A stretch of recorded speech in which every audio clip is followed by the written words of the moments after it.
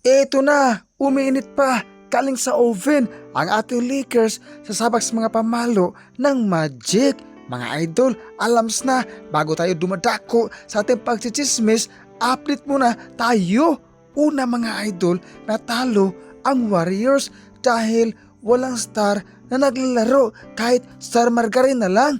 Mga idol, sobrang sakit dahil tad injury ang ating mga superstar. Mga idol, umiyak na ako dahil nasasaktan sa pagkatalo ng Golden State Warriors. Move on na tayo mga idol sa Golden State Warriors dahil mayroon pa tayong pangalawang update.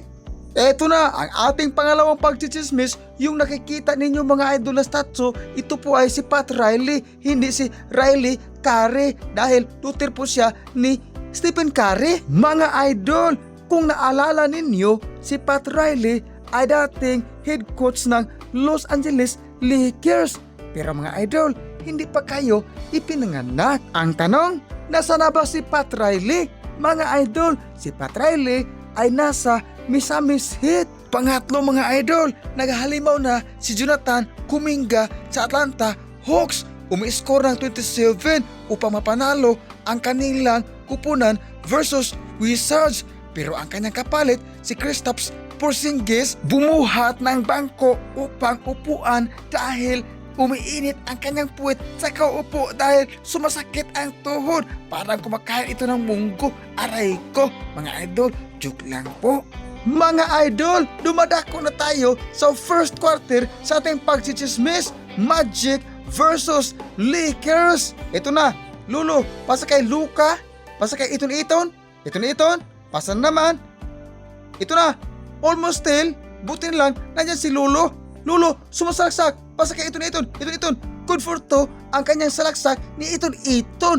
Mga idol, parang naghalimaw na si Lolo Bron. Kaya ito na, Orlando Magic, mayawak ng bula, sumasalaksak, bumito ng fadeaway, good for two, ang kanyang fadeaway. Mga idol, patatagalin pa ba yan? Dahil natalo na ang Lakers, dumadako na tayo sa fourth and final quarter sa ating pagmamarites. Eto na mga idol, tabla na ang score.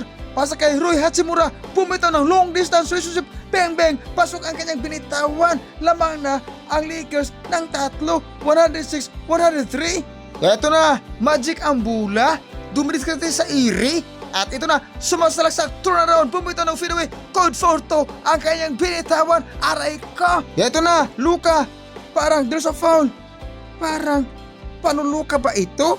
Grabe mga idol, parang nakakaluka dahil walang foul after the review.